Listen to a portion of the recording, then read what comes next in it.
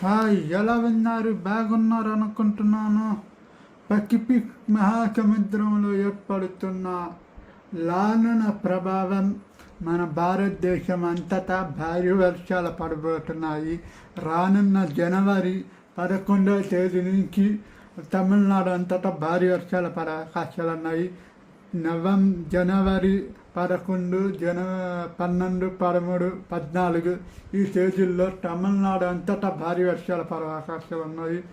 కాబట్టి ఒకవేళ వాయుగుండ దిశ మారితే మన ఆంధ్రప్రదేశ్, నెల్లూరు, ప్రకాశం, కడప, తిరుపతి జిల్లాలో అక్కడక్కడ వర్షాలు పడే అవకాశాలు ఉంటాయి.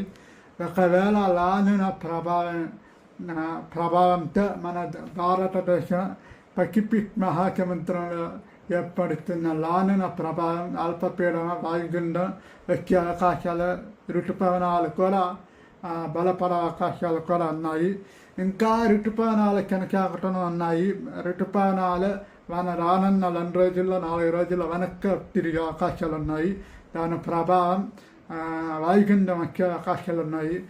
జనవరిలో మరోవైపు చలి, మరోవైపు మంచు, మరోవైపు భారీ వర్షాలు పడే అవకాశాలు ఉన్నాయి మనకు. కాబట్టి ఒకవేళ వాయుగుండం దిశ మారితే మాత్రం నెల్లూరు, ప్రకాశం, తిరుపతి జిల్లాలో వర్షాలు పడే అవకాశాలు ఉంటాయి.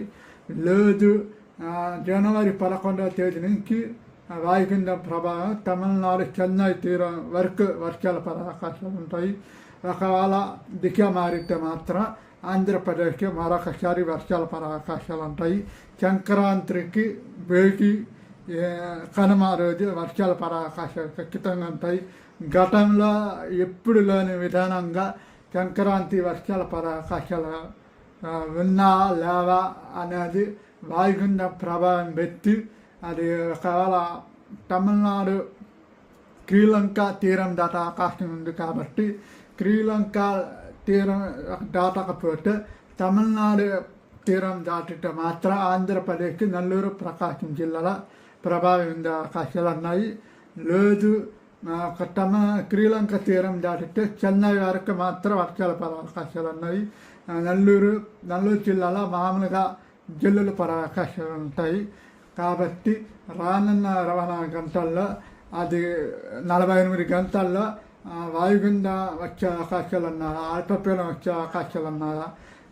జనవరి 11వ తేదీ నుంచి తమిళనాడు అంతటా వర్షాలు పడే అవకాశాలు ఉంటాయి. మన ఆంధ్రప్రదేశ్ వర్షాలు ఉన్నా లేవా అనేది మరొక 48-72 గంటలు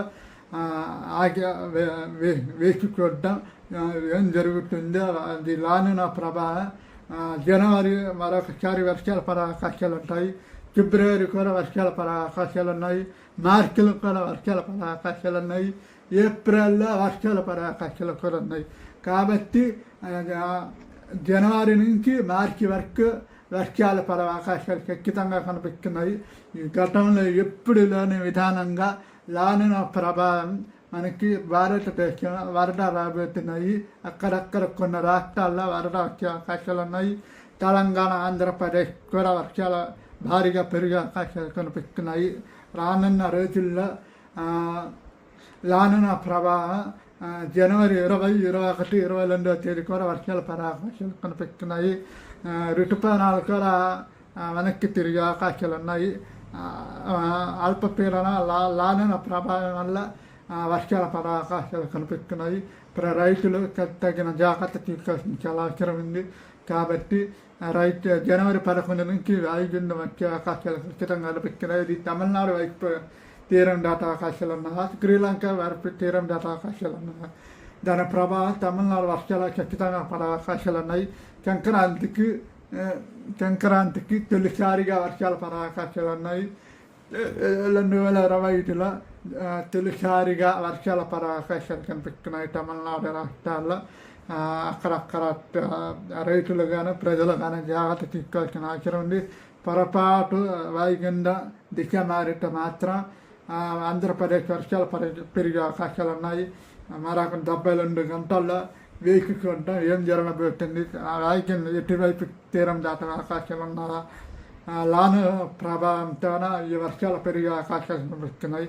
మరొకసారి వీడియో కలిగిన లైక్లు చేయండి, సబ్స్క్రైబ్ చేయండి.